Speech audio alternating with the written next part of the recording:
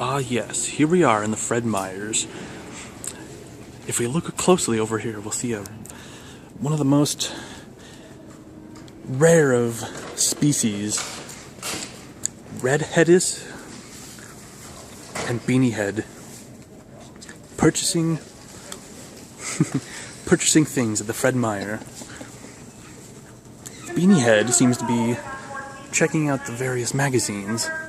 The red-headed seems to be making the purchase. Let's observe closely now.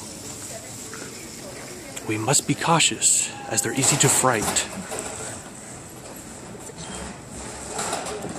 The transaction is now being made. Wild foliage, it appears to be an orchid, is following the camera.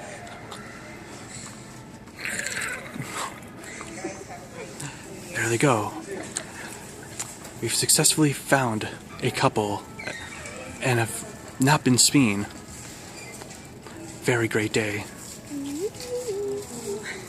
This concludes our brief episode of Wild Fred Meyers.